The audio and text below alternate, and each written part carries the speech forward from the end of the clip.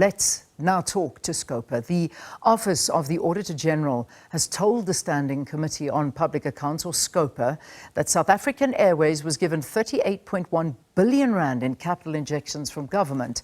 The money was paid at various stages from 2018. The Office of the Auditor-General was briefing SCOPA about the financial performance of the airline and the Passenger Rail Agency of South Africa, or PRASA. Now, for more on this, we are joined by the chairperson of SCOPA, Songezo Zibi. It's a pleasure to have you on the program, Chair. Thanks very, very much for joining us. Good morning, Leanne, and thanks very much for having me on. So let's begin by taking a look at perhaps some of the highlights that were raised by the Office of the Auditor-General with regard to the finances of these state entities that have faced a number of challenges which have forced government intervention. So what the Auditor-General's office was doing was bringing us up to speed on the last few years of South African Airways as well as PRASA, with a view to equipping the committee with assessing the annual report and annual financial statements of the current the financial year that just ended. When we go on oversight in early October, or when we have some of these entities coming through to Parliament.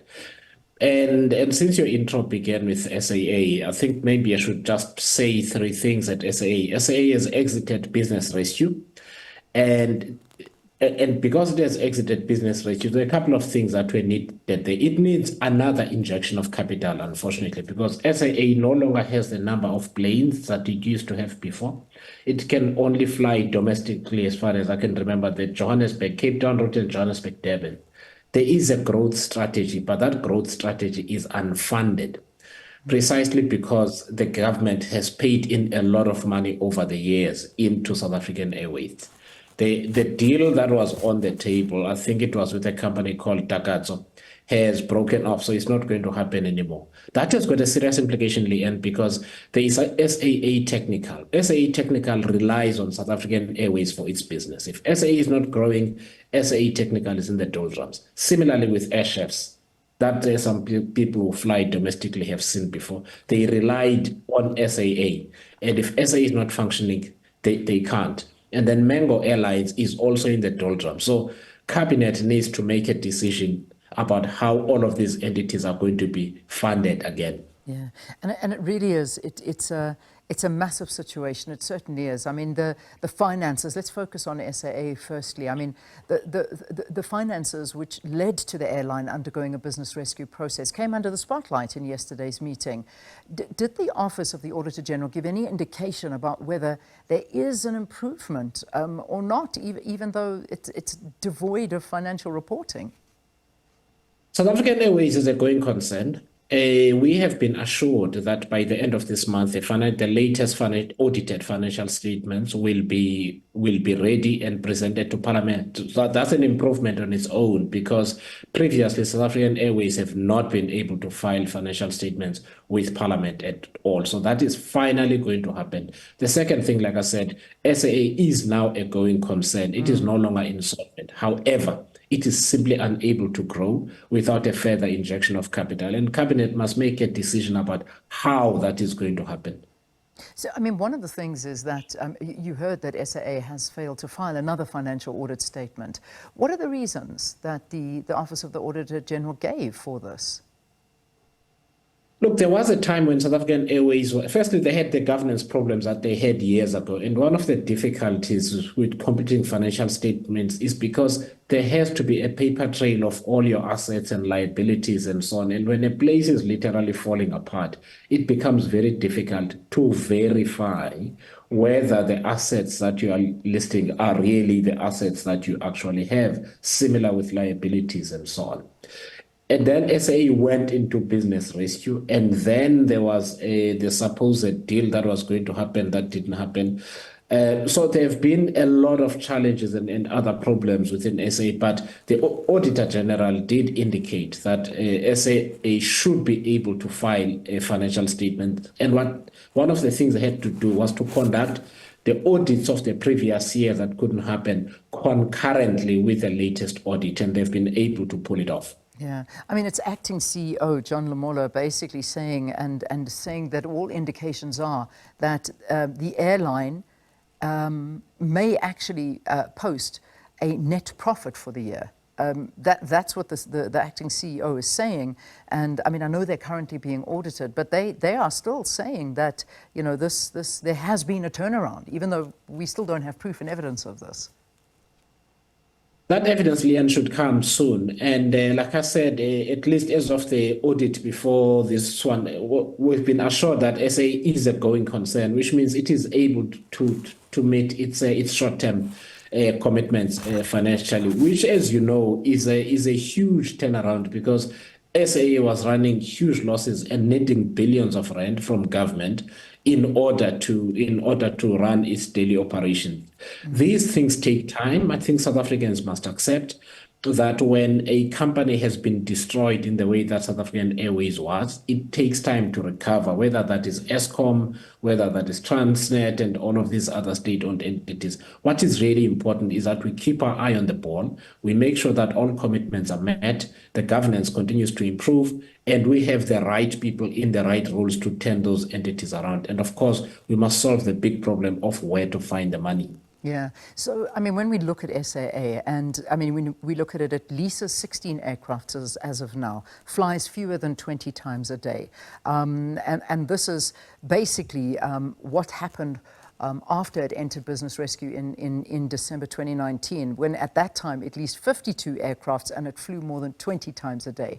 So my question to you is, now that this business rescue process has been completed, what is outstanding? What still needs to be handed in or achieved on this? So, as I said, there is a growth strategy that South African Airways has. The problem is that it does not have money to back it up. That money can come from two sources. Source number one is the National Treasury, where South Africans do not like the term bailout or a capital injection. That's one choice. The second choice is that the money comes from private equity partners. Either way, in order for South African Airways to get back to the passenger volumes and the destinations that it was able to carry before, there has to be an injection of money. That is a decision of cabinet, and we have the Minister of Transport coming to brief the committee in October, and we'll hear from her what is going to happen. Okay, let's move on to PRASA now, because this is another one. We talk to improvements in relation to irregular expenditure by PRASA. Perhaps you can give us a little bit more on that. So what the Auditor-General is talking about is the fact that a lot of the governance issues around expenditure have been resolved. Not everything has been resolved. There remain serious issues, but there has been progress. Let me give an example, Leanne, of irregular expenditure.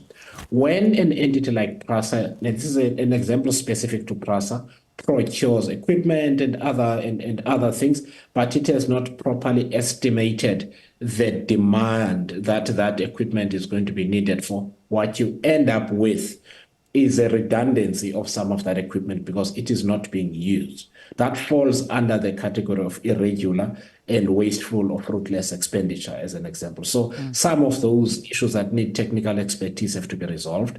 There are issues where people are suspended for longer than 6 months and therefore they continue to get paid.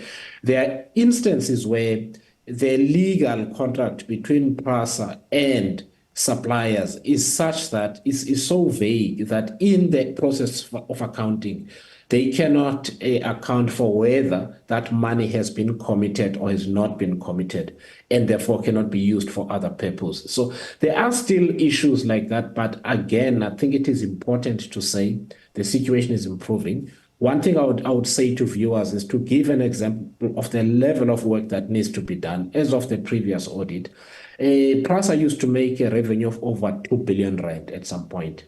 In the previous financial year, it made 120 million rand. Yeah. The reason is equipment that was destroyed, that was stolen, that is being sabotaged, and so on. So PRASA has not been carrying the kind of volumes that it should be carrying. So there's a long way to go, Leanne, but the Auditor-General once again said the picture is improving. Yeah, let's talk to what really dominated yesterday, and that, of course, was the payout package of fired PRASA CEO Zolani Matthews. I mean, I know that Groundup was reporting that that was in excess of 15 million rand, the payout there, that happened last month, and that was quite a big chunk of what happened yesterday in terms of being discussed, even though the minister said that it was justified and it needed to be done. Talk to us about this. I mean, has the board taken responsibility for this mammoth payout? And do we know exactly how much it did cost? Leanne, we didn't quite discuss that issue. It may have been in another committee. So we are going to visit PRASA in early October for oversight. Okay. Where we will get to meet the board and get to meet management, and we will ask the question. So I don't want to preempt what they're going to say to us, but we will definitely ask what's going on and why this situation dragged on for so long with so much money being expensed in the process. Yeah, I think it was a big question that was asked yesterday in Parliament, so obviously not filtering in as yet, and I know you guys will look at that. But I mean, PRASA is responsible for the operation of passenger trains that link millions of poor South Africans with economic hubs and job opportunities. I mean, its infrastructure is not in a good shape, and according to SCOPA, what needs to be done to actually stabilize this entity? I mean, this morning we're dealing with a train that derailed, and we've got so many people that are currently injured and in hospital this morning. Leanne, I think what we all need to recognize, I mean, what we look for is whether there are notable and visible improvements in all of these entities over time, because turning around an entity that has collapsed effectively, so from a revenue of over 2.4 billion rand to 120 million rand, that's a complete collapse of revenue. There is a new management, there is a relatively new board. What you look to see is how bad is it, and we're told that by the Auditor-General. What plans are in place to do it? By when? Then you can hold them accountable to that. I don't think that we should necessarily panic because the picture does not look good when the picture is improving. What we know, Leanne, is that PRASA is not where it should be. And the role of Parliament is to push the management and the ministry to make sure that it gets where it needs to be as soon as possible. Yeah, just if I may go back slightly with regards to SAA, do you have any intention at this point to actually call the Transport Minister to share her policy direction for the airline? In fact, yes. So this is the sequence of events that's going to happen. And so yesterday we had the Auditor-General briefing the committee. Today we've got the Special Investigating Unit. Then we are going to go and visit PRASA physically at their facilities. We'll also go and visit ESCOM, by the way, which falls under a different department. That will be in the first week of October. And then the minister will come and account to the committee. So we need to see for ourselves before we enter into a conversation with the minister so that we can have a robust conversation. So in October, the minister will be back in Parliament, sitting before SCOPA to answer the policy and executive oversight questions that she needs to answer. Yeah, important one, and that's one that we do need to follow and look at closely. I mean, these are very important decisions that need to be made, and certainly when we look at the idea of the business plans on the table, but the lack of funding. And many people, and I've read a lot of the comments that have come from viewers and a lot of voice notes, and many of them talking, this is just the direction we're taking in order to privatize these state entities and to get business involved and to assist with all of this. Was it brought up at all? Was that something that was discussed when these dismal financials were spoken about? No, of course, it comes up from the MPs. I think what we need to learn to do is to make the difficult decisions. So there are budget cuts across the system. I think on Morning Live and other shows, you've spoken about, you've spoken about teachers that don't have jobs, teachers that may be losing jobs, and other financial shortages within the system. And yet, because these entities were destroyed, they need funding. Like I said earlier, and South Africans have got to learn to make a choice. There are two choices. We can divert further funds from other things within the budget and fund SAA and fund Transnet and so on. That's a choice we can make. or the government can choose to get private capital from elsewhere. Either way, a choice has to be made. What we cannot sit with is a situation where we refuse to fund these entities on the one hand, and on the other hand, we do not want anyone else to inject capital in them. Then they can't grow. Yeah. We really have to make a choice. If it's important for us to carry passengers from their homes to work or to look for work and other purposes, we must make a decision about what we're going to fund less so that we can do this. We can't sit in a world where there are no choices that we are making in order to get the things that South Africans deserve. Songezo Zibi, thank you for talking to us here on Morning Live, the chairperson of the Standing Committee on Public Accounts, speaking about the Auditor-General briefing on the financial performance of both PRASA and SAA, and not very good pictures being painted there. But in October, that is next month, we'll be hearing from the Minister of Transport, which will be important to see the direction of particularly SAA.